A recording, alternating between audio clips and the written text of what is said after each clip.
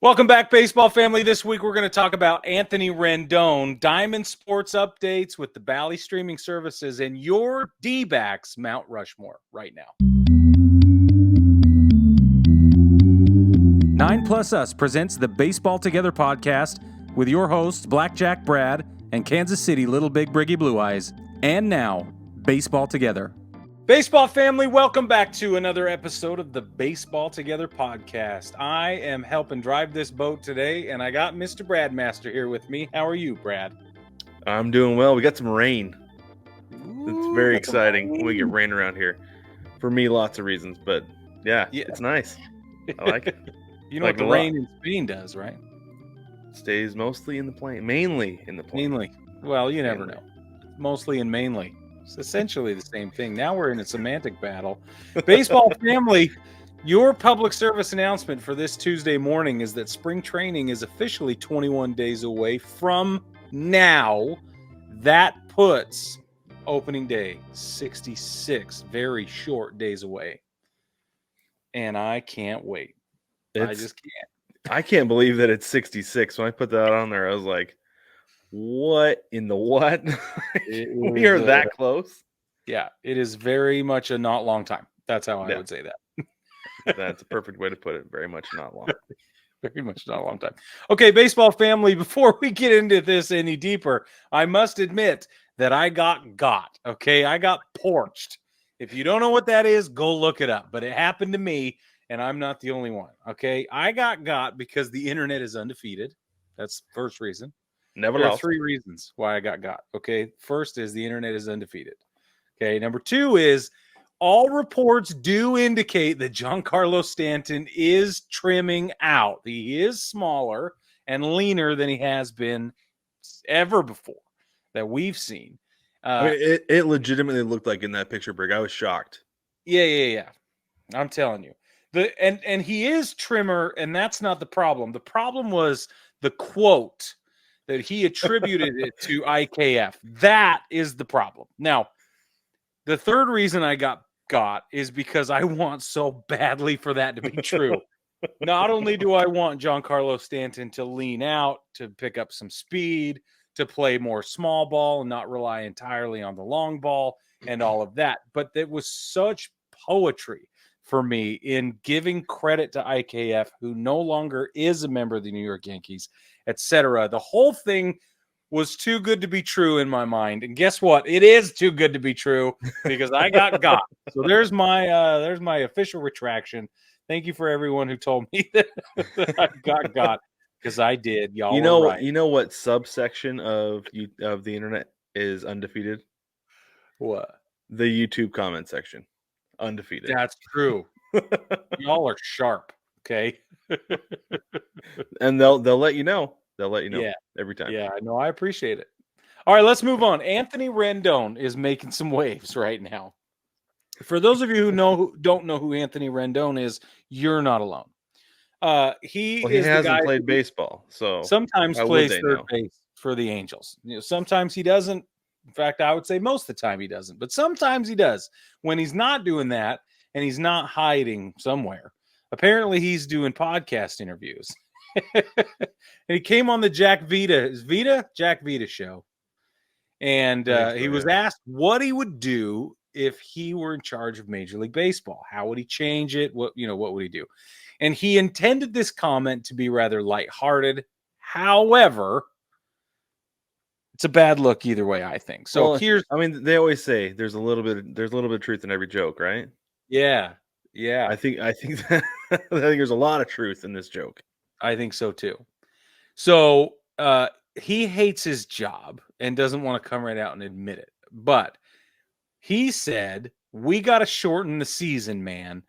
It's too many dang games. We got to shorten this bad boy up. Now, that's some paraphrasing, but that's essentially what he said. Okay. Yeah. Again, this came up on the show. My question is, why are we asking that guy? Well, he didn't ask him about the season. He just said if you could change one thing, and it was, I get true. It. We used to ask, what's an unpopular opinion you have? Unfortunately, we didn't ask about baseball because that's what we wanted, right? Yeah, that happened to us a couple of times. But like, if we had him on our show and we said, "What's one unpopular opinion you have about baseball?" This is probably the answer we would get. True. Not It's the one we're probably what he looking would- for, but the one we would get is that the Yeah. season is too long. Right? Oh, well, Yeah. okay, there you go. You know. Yeah, and it probably So- is the way he feels, and it probably is the way a lot of other people feel. But Yeah, it doesn't mean they're right, and because they're wrong, that's the real because truth your there. opinion can be wrong. That's the whole Yeah, thing. well, you can be wrong. It happens. That's right. Yeah, and so the thing that I think is, well, first off, so I mean, when you say sometimes he plays third base for the Angels, like you're not kidding. The dude has not played in more than 58 games in a season in the last 4 years. He played 52 during COVID, so that's the highest percentage of games he's played, but small sample size nonetheless.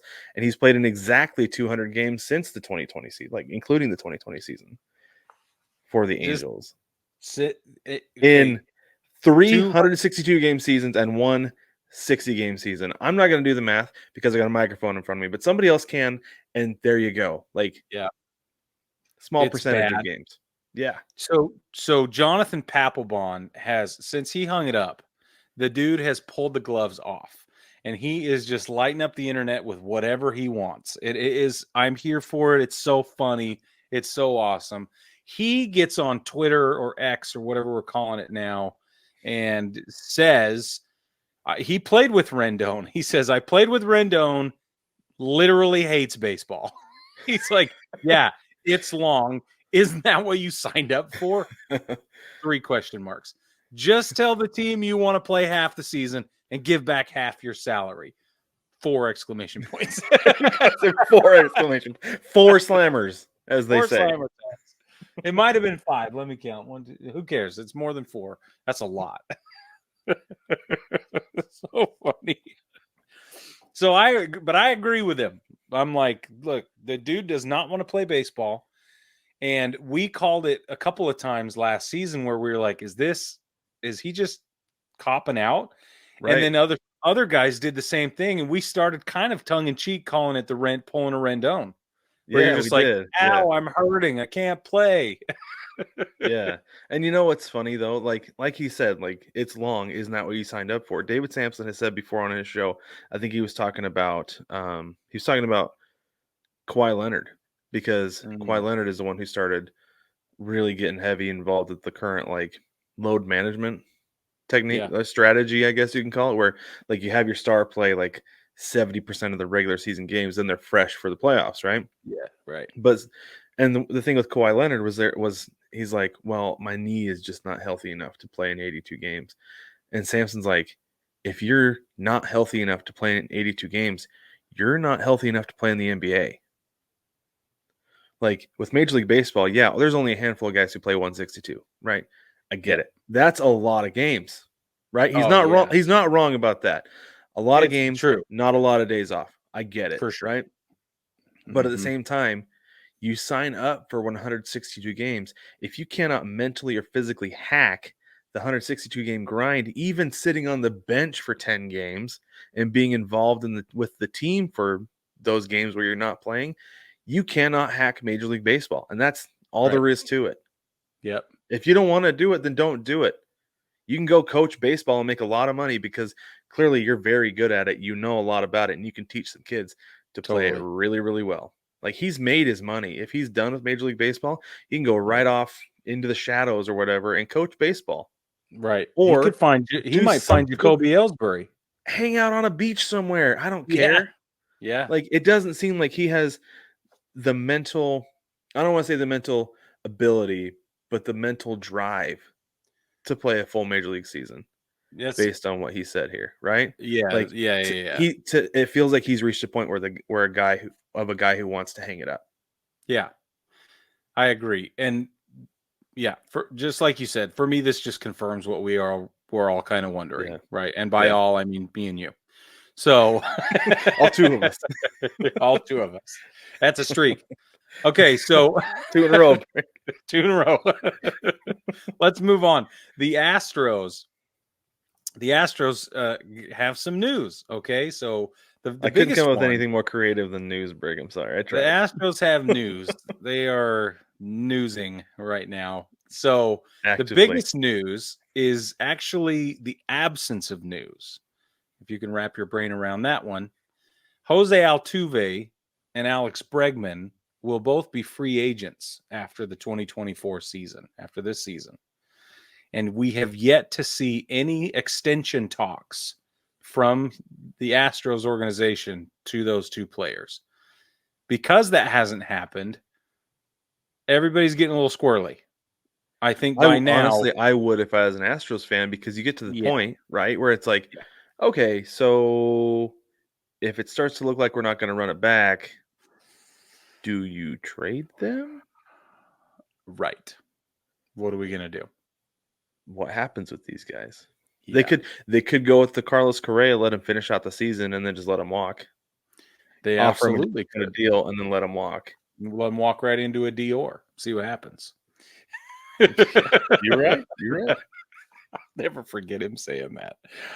Or do they trade him? Or if I'm an Astros fan, I'm feeling, I don't know, toyed with maybe. But if I'm Alex Bregman and Jose Altuve, I'm feeling a little bit maybe disrespected. Yeah, that's the word I was going to say. Yeah. And honestly, I think as an Astros fan, you've got enough built up arrogance over the last almost decade with these guys. Sure. You're like, they'll come back.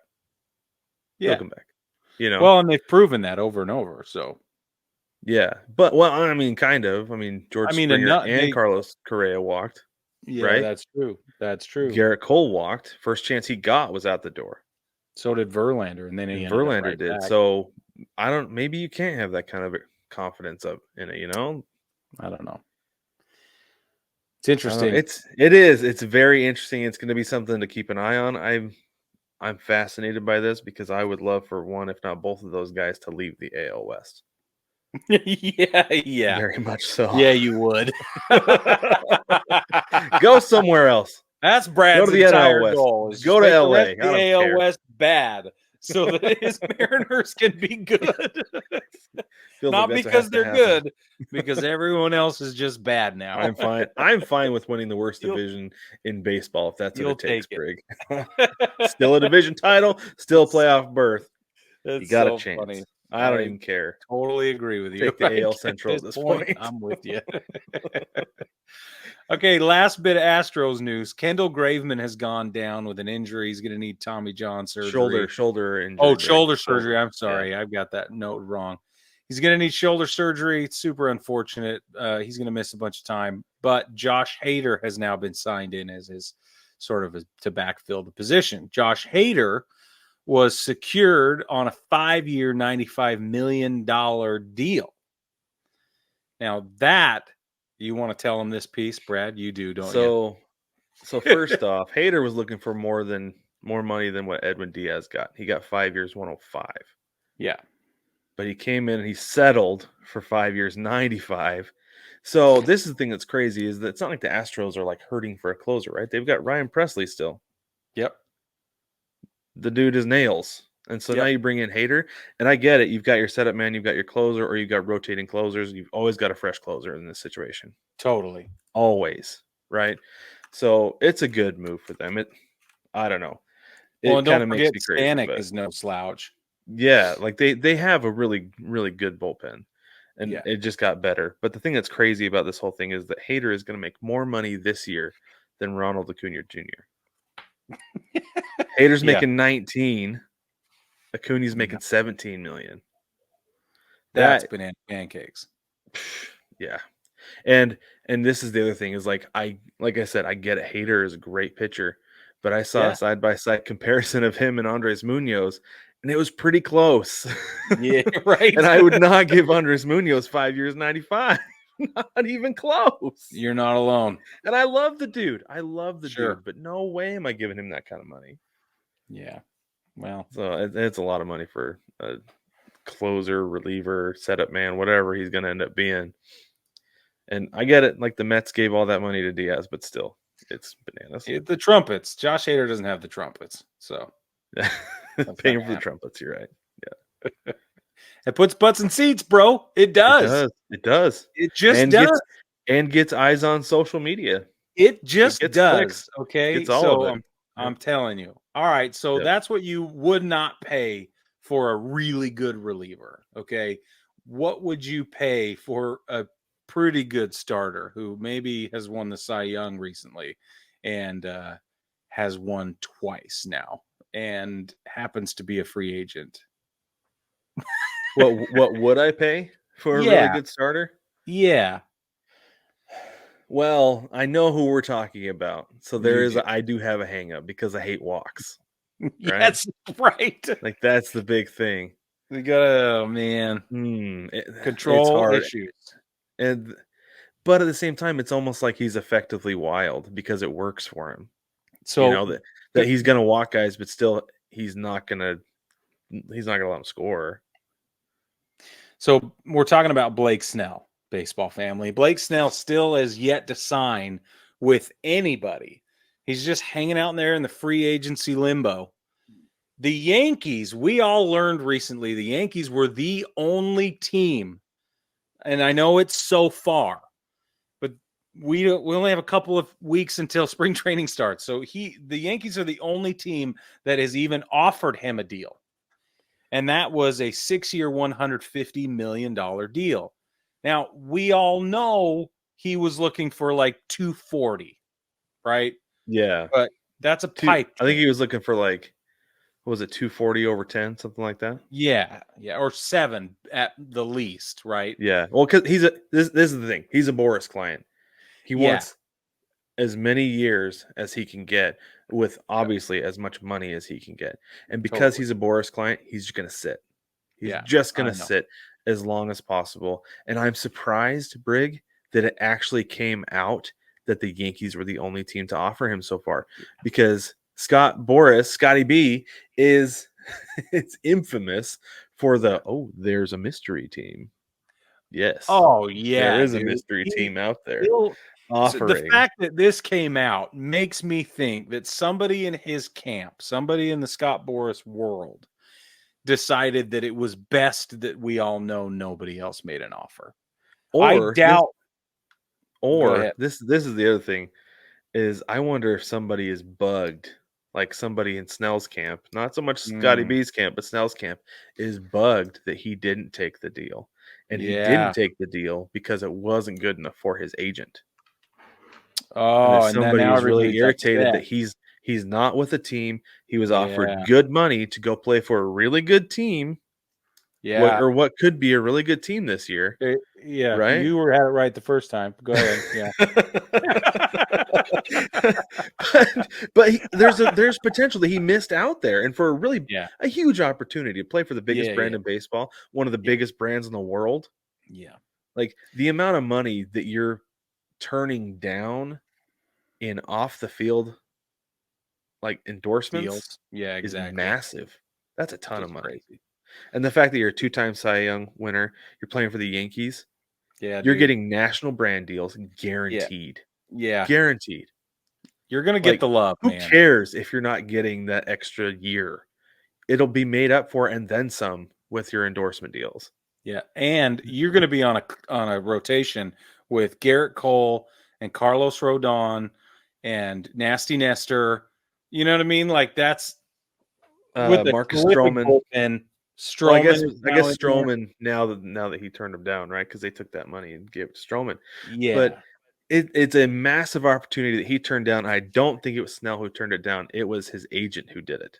I'll bet you're right. And I'll bet the agent went, no, man.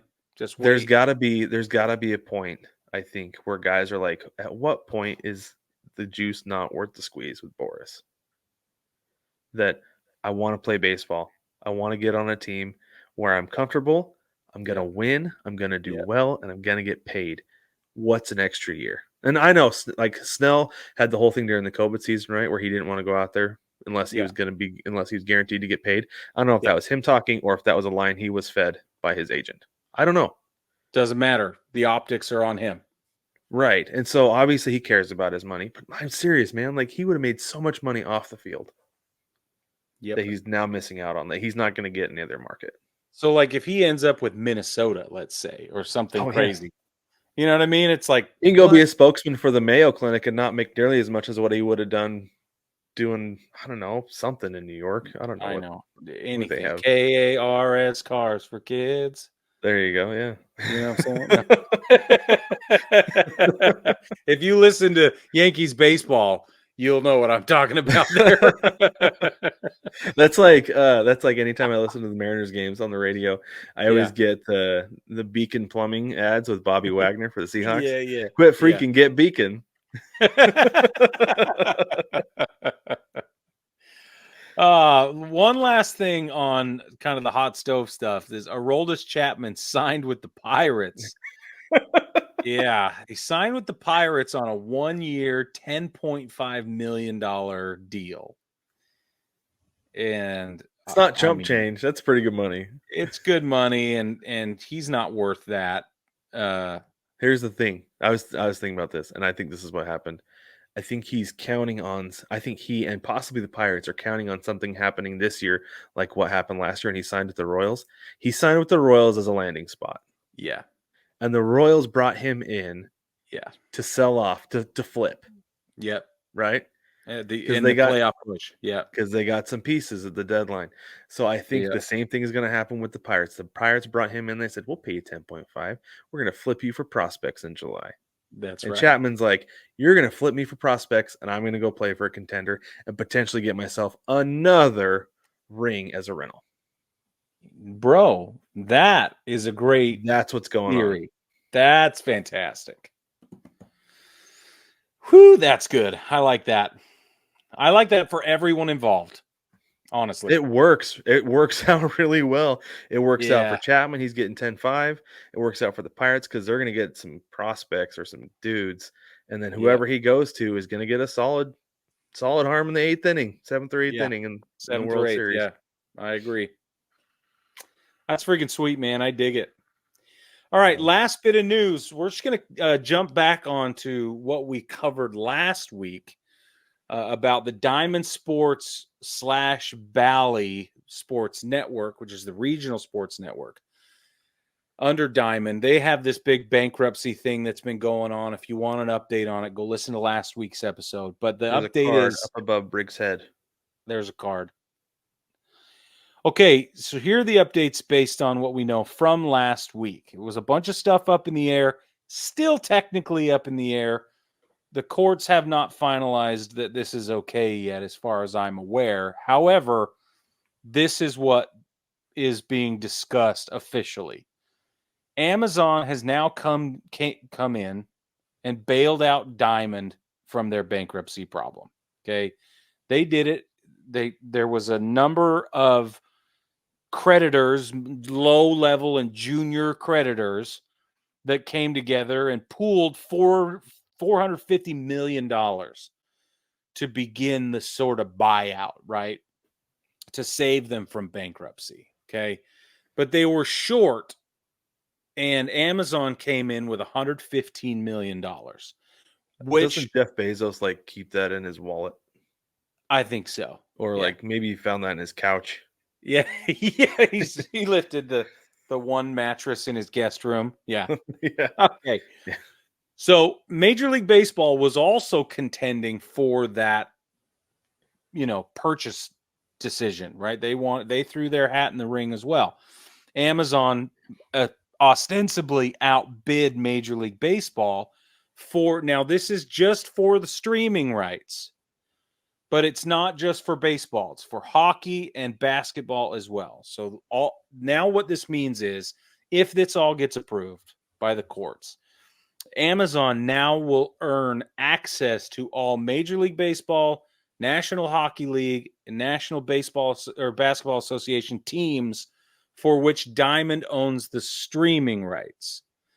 That means for baseball, there are now, if this gets approved, there will be 5 fan bases for baseball who will have a direct to consumer access to games via Amazon Prime.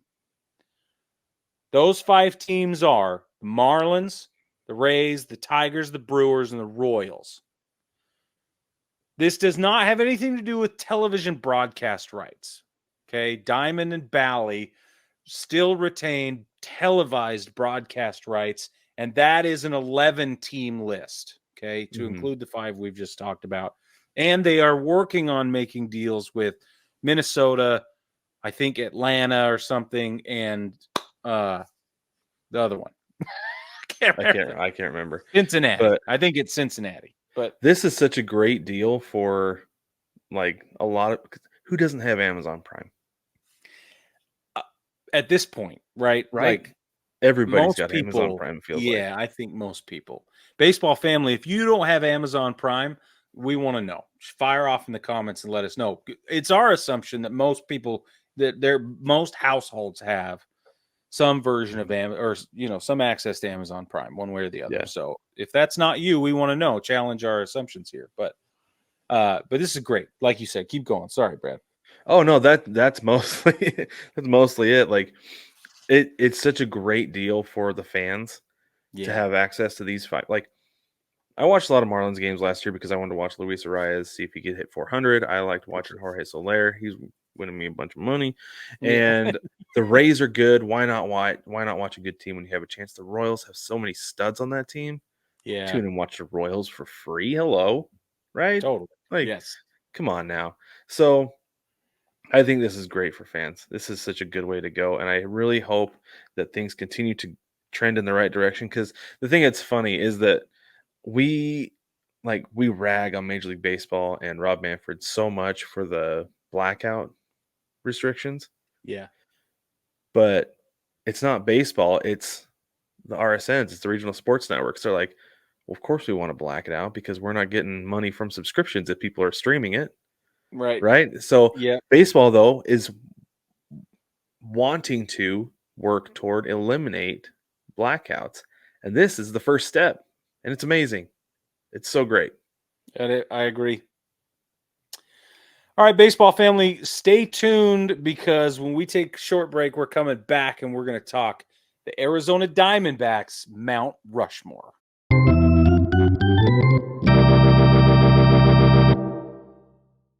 Welcome back, baseball family. So today we're going to get into another one of our Mount Rushmore segments.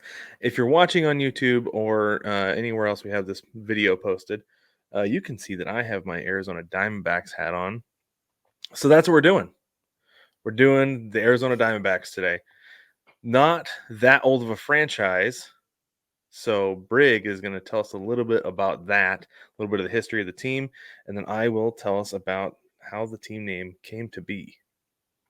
The Arizona Diamondbacks expanded into Major League Baseball in 1998. They've been with the league 26 years, puts them through 2023. That's 26 seasons. Their record is 1,998 wins to 2,112 losses. That puts them at a 486 win-loss percentage. They've had 7 playoff appearances in that 26-season span. 2 pennants, 1 world championship. The winningest manager is Torey Lovullo, 495 wins to 537 losses. That's at a 480 win-loss percentage. And as we all know, sadly, it was 2001 was their World Series championship. Well, relative. It is. I'm so sorry. Yay! Yeah. I think I've said this several times, but I know I will forever remember exactly where I was standing in that play. That was amazing. But so I don't know when your first introduction to the Diamondbacks was, Brig, but I was playing on like a competitive, kind of like a travel ball team, but we didn't travel like very far from home.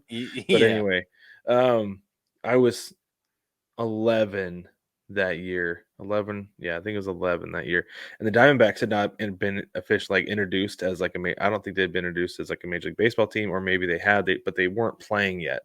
But there was a team in our league that was the Diamondbacks that had these sick purple pinstripe uniforms with these super cool purple hats, and we were like that, and like we were the Spartans, like from Michigan State. We just had like green t-shirts and red and green hats, and like they were sick, but we saw that and we are like, dude, that's legit. And so there's always been like a piece of me that's like a little bit I don't know, because they weren't a team that like beat us. Like we went pretty well back and forth, so it's not like I had any angst towards them. But it's been a team that's always had like a special like spot in my memory, you know. Yeah. Mm-hmm. So that might be part of the reason I have a Diamondbacks hat. But that also, like, I think this is one of the sickest hats in baseball. Yeah, it's pretty sweet. So, but anyway, let's talk about how the team got its name, shall we? Okay. Yeah. Like you said, award is an expansion franchise in '95. And they did what any team has done in the past. They had a name the team contest. Again, this is according to teamnameorigin.com. So some of the nicknames that came through that could have been used were the Rattlers, the Coyotes, Scorpions, and even Brig, the Phoenix. Would have been pretty sick, to be honest. Let's be honest. Yeah, that'd be a pretty cool mascot.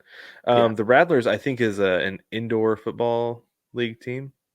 The Coyotes are now the hockey team, and Scorpions are Scorpions all over the place in this state. So I could see why they wouldn't want to do that. But anyway, I said they should have gone with Arizona Phoenix, which would have resulted in the universe exploding, according to this site. But anyway, I still think that's awesome. But anyway, the owners decided to go with Diamondbacks, and this is why.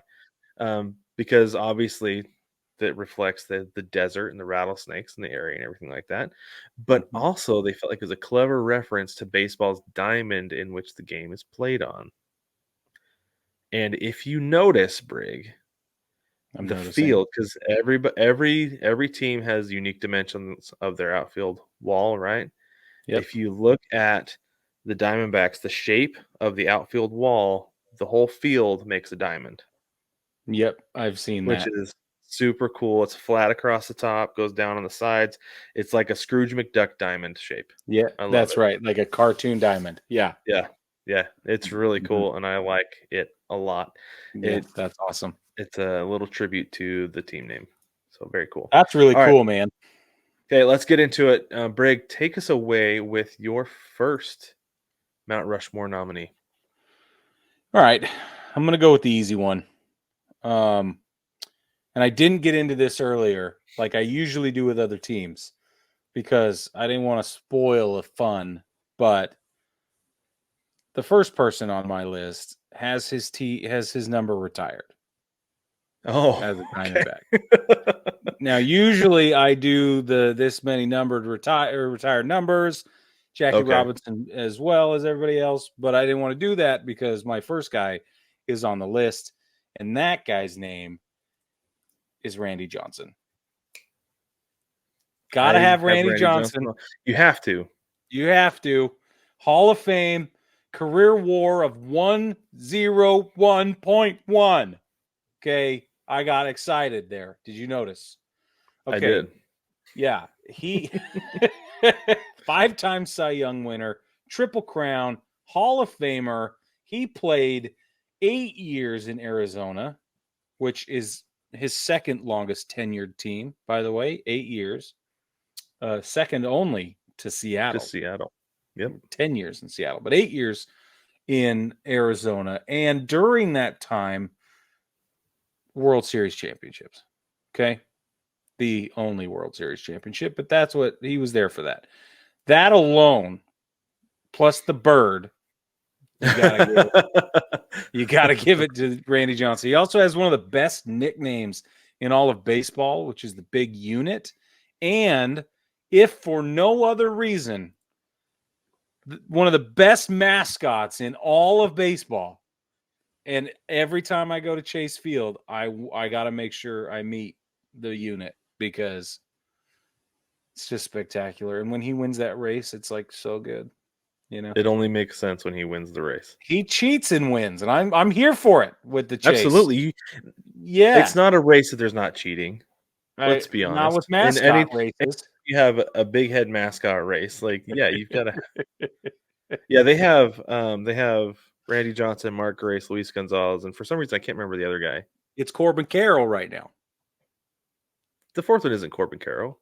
It was. Last time I was there, it was Corbin Carroll. When were you there last, Brig? Last season, Brad. It looks like Corbin Carroll. That's what I'm saying. It's like it wasn't Corbin Carroll. It looks like Corbin Carroll. It's not, though. It's not. I know it's not. But You're not okay, so Corbin I Carroll. have Randy Johnson on my Mount Rushmore as well. Okay. So this I can't believe I didn't realize that he won 4 straight Cy Youngs in Arizona, Yeah. 99 through 2002. Like that's bananas. And then he finished second in 2004. Yeah. Like and obviously as a Mariners fan, I am a huge Randy Johnson fan. I love the dude in Seattle. I really liked the dude in Arizona. And as a Mariners fan, I was a little bit upset when he went in as a Diamondback, but then like really looking at his performance and how things went for him in Arizona, it's like, yeah, he didn't really have a choice. Yeah. Like Right. super duh, right?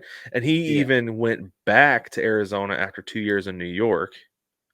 Went back to Arizona for 2007, 2008 seasons before he retired as a Giant. Yeah. So really loved it there. Still lives in the Phoenix area, by the way. Show Like enough. that's how much he loved it here, is that he stuck around. Yep. But World Series MVP on the only Diamondbacks team to win the World Series. You've got to put him Forget on about it. there. Yeah. Yep. All right. Since we overlapped, which we always do, which is always awesome. You should go ahead with your next one. Okay. My next guy played the same time period as Randy Johnson for the Diamondbacks. He has a broken bat in the Diamondbacks Museum out in center field because he has the most important moment in franchise history where he hit a single up the middle off Mariano Rivera to win Game 7, walk off and win Game 7 of the World Series, Luis Gonzalez. I don't have to talk to you. That's fine. I'll talk about Luis Gonzalez. He's a 5-time All-Star. Obviously, like I said, 2001 World Series champion.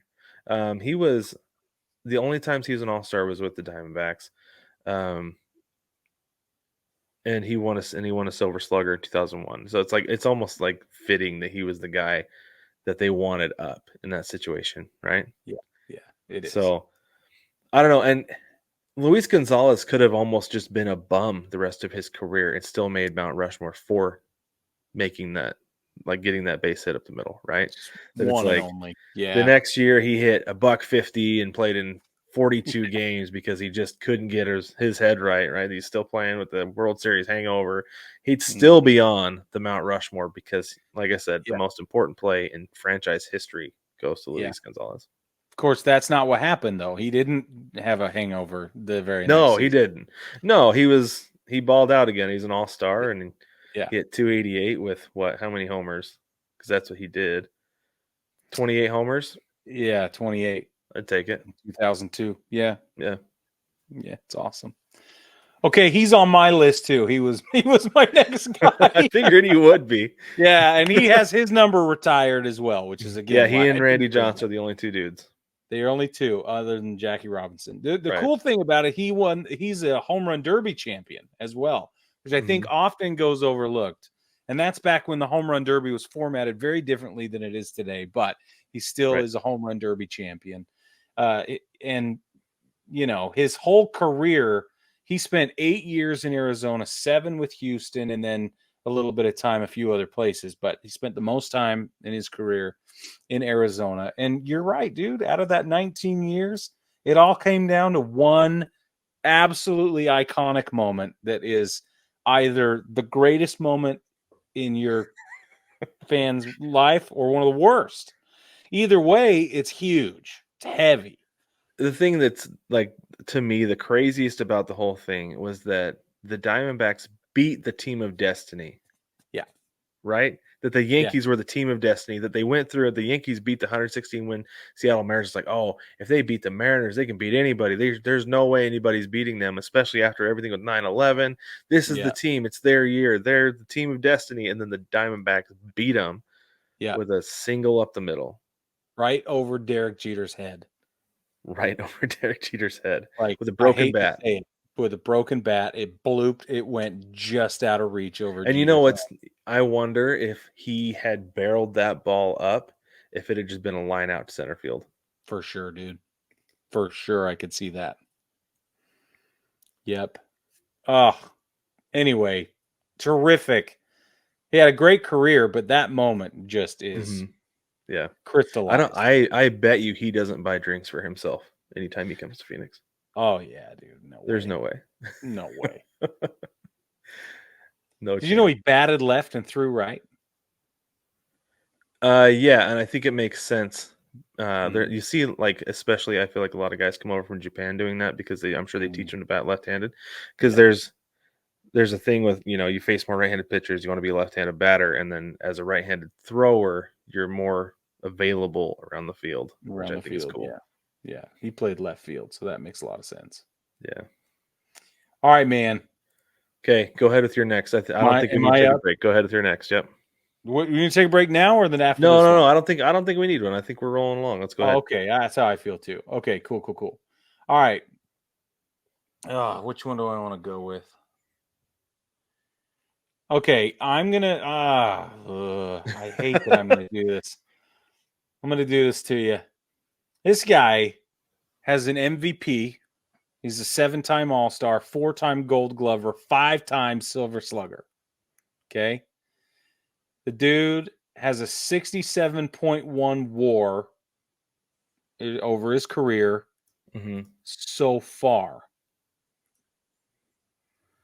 Okay, he spent 8 years with the Diamondbacks until he moved to St. Louis. This is Yeah, I Paul knew that's who it Goldschmidt. was. Yeah. Yeah. Paul Goldschmidt had some of not only his best seasons in Arizona, but some of Arizona's best seasons were with Paul Goldschmidt kind of after the It was like that the next era. generation. It's the Yeah. next generation. Thank you. That was Yeah. really well said. Yeah.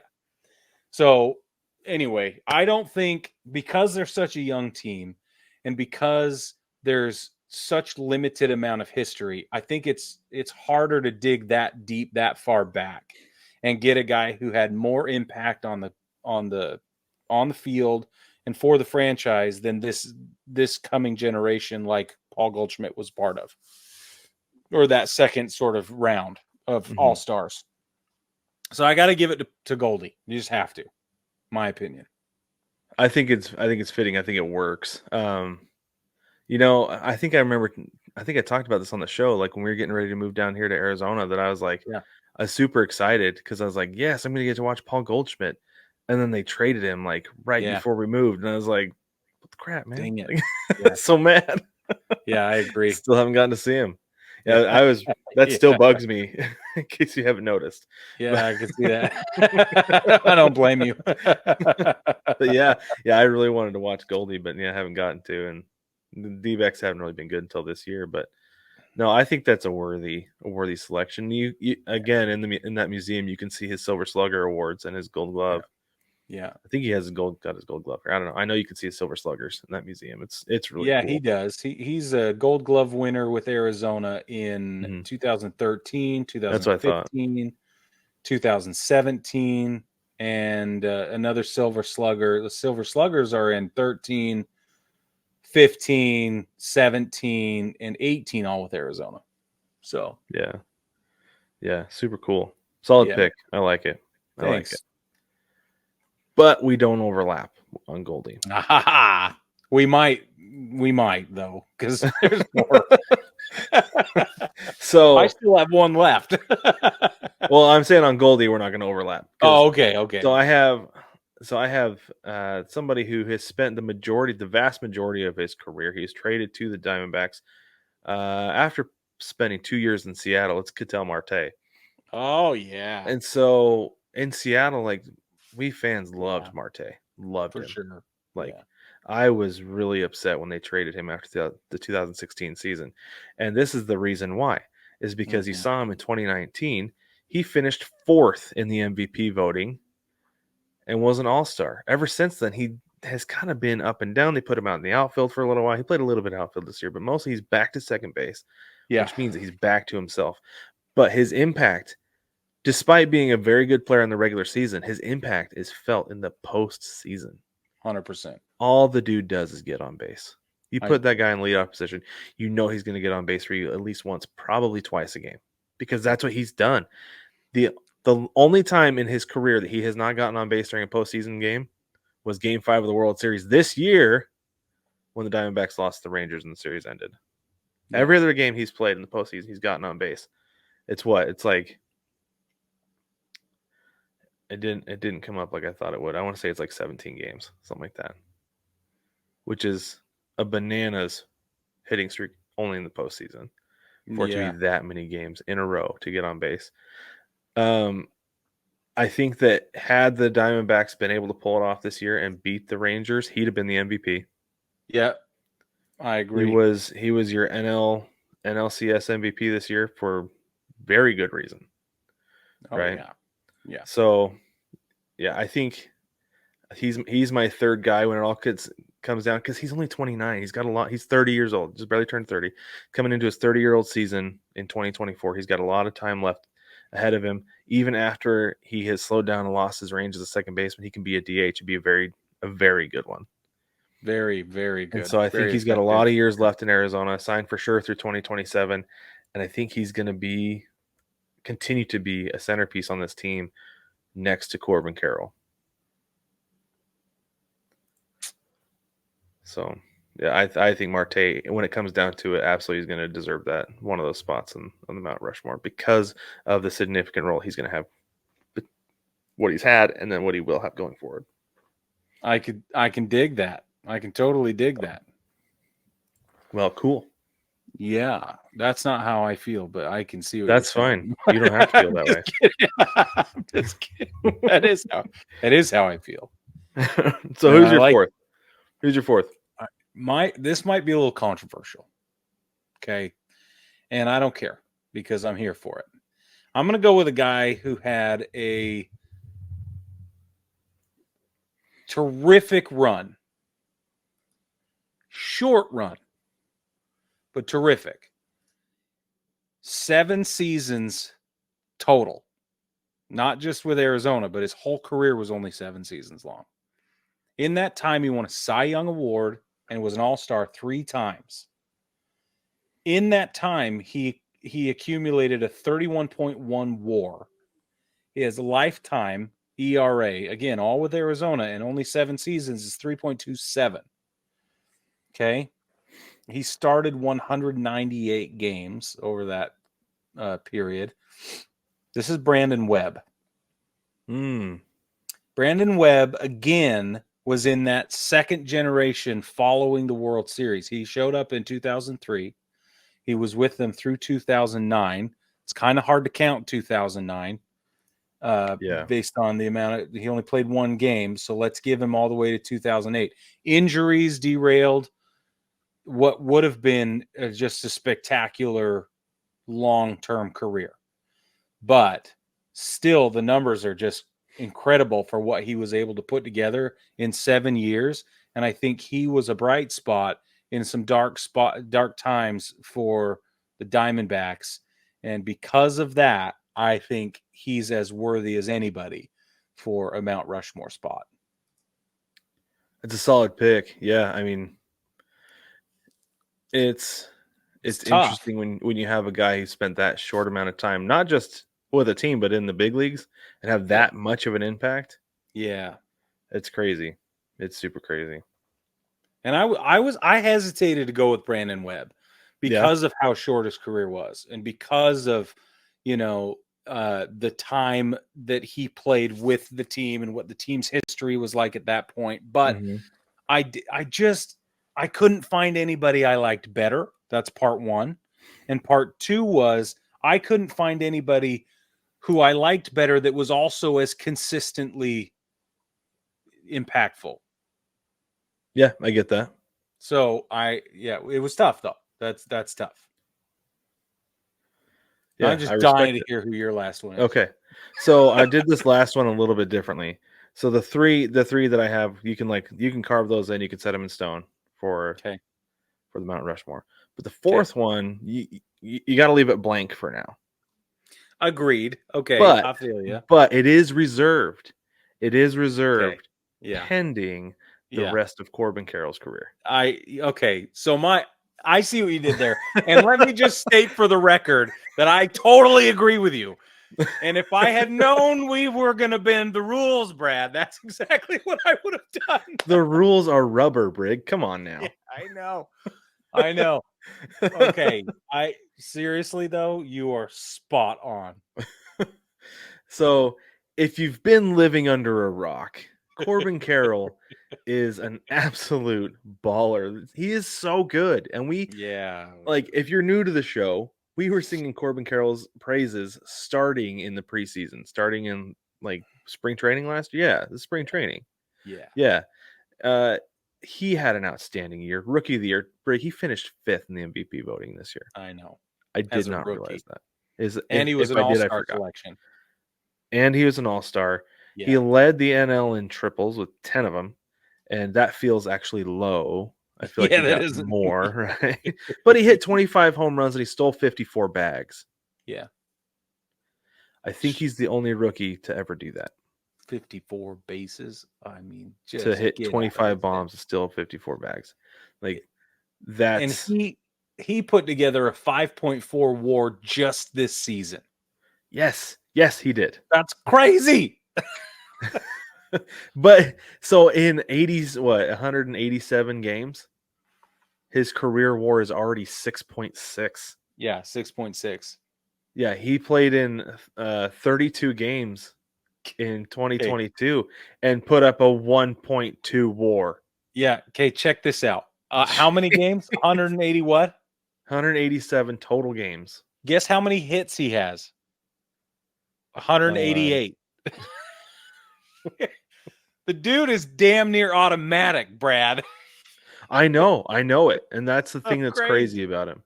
He only got caught stealing 5 times this year, Brig. 5 times. I don't remember Corbin Carroll getting caught stealing 5 times. The fact that we're like, shut up, he got caught stealing ever, and it was only 5. That's crazy. Yeah, he's got elite speed. He might be the fastest guy in Major League Baseball. If not, he's very, very close to guys like Elly De La Cruz, Fernando Tatis, and Julio Rodriguez is actually slow compared to him. Which I will say that it is bananas because Julio is lightning fast. And there is something different. Like, when you watch guys live and you're like, oh yeah, he's better than everybody else. You're like, whoa. That's Corbin Carroll. When you watch him play live, like I watched him chase down a ball. It's like the 5th game of the season or something like that. I watched him chase down a ball in the right field corner. I was like, yep, he's better than everybody else here. And it is he's better than they said he was. Because when you're in person, the rumor mill gets challenged in person, and you're like, whoa. It does. Well, yeah, because it's like because at that point it was still like, so who's this guy? Yeah. Who's that dude out there? This kid that they paid a bunch of money to? Because he was 22 this year. Totally. And so he's the real deal. He's a legit pickle, as I say. He's a legit pickle. He's the real deal, Brig. He's the real deal. Yeah.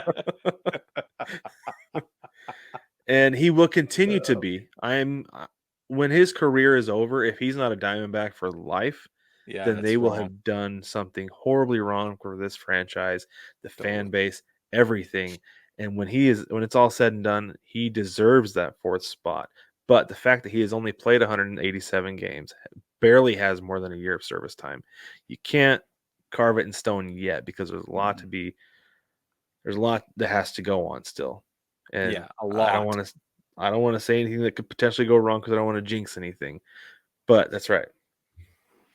For sure. Get it in. Throw it on up there. Yeah. But he's going to be a Mount Rushmore guy when he's done. Yeah. Hands down. I think so. I totally agree with you. Sorry. I gush over this dude every time I go to a game, by the way, Brig. Oh, yeah. Yeah. Whenever he's on the telly, I'm like, guys, shut up and watch. Listen, this is the guy. Church is on. Stop. Just church. The pastor's giving his sermon. I'm sorry. That was... I just ran with that one. Anyway, baseball family. I'm gonna. So hold on before we throw this out to the baseball family. Let's see what ChatGPT has to say about the Diamondbacks Mount Rushmore. We did this with the Brewers, and I thought it was fun, and it sparked some conversation. So Brig, I think you will like what ChatGPT has to say. Okay. Because the 4 has Randy Johnson. It says a dominant left-handed pitcher. Johnson was a key figure in the Diamondbacks 2001 World Series championship. He won 4 consecutive Cy Young Awards with the team and is a Hall of Famer. Absolutely. Luis Gonzalez. Gonzalez had a memorable career with the Diamondbacks, highlighted by his game-winning hit of the 2001 World Series. He's one of the franchise's all-time offensive leaders. Super duh. Paul Goldschmidt, a 6-time All-Star and fan favorite. Goldschmidt was a cornerstone player for the Diamondbacks during his tenure with the team, known for his offensive and defensive prowess. Number 4, Brig. You went 4 for 4 with ChatGPT. I Brandon did? Webb. Webb was a standout pitcher for the Diamondbacks, winning the Cy Young Award in 2006. He played a crucial role in the team's success during that era.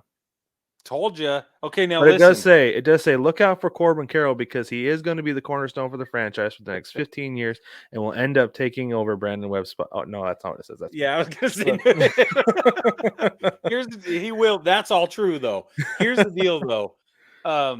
I lost it. I was going to say something funny. It's gone. Anyway, sorry. But baseball family, let us know what you think about the Arizona Diamondbacks, Mount Rushmore. Yes. Was there anybody we left off? Did I jump the gun with Corbin Carroll? Let Brig know that he's right with Brandon Webb because that is a solid pick. That's legit. It's okay if it's not. You can say that too. You're right. Yeah, you can say that he's wrong, but I don't think it's a bad pick. Listen, don't forget to like and subscribe, rate and review the show anywhere it's possible. It does us a whole lot of good if you'll hit the like button. If you share it with your friends, that's also great. And if you're watching us on the YouTube machine, that is the perfect place to hit the follow button and ring that bell because we're putting out stuff all the time. So pretty much every day. That's right. Yeah. We clip the episode into bite-sized pieces if you don't have time to sit and watch or listen to the whole thing. So you can get those every single day. We also have shorts. If you just want to watch like a few seconds, it's there for you. But make sure, like Brig said, hit the subscribe button and the bell so you don't miss a darn thing. And with that, baseball family, thank you so much for joining us. We will catch you next week.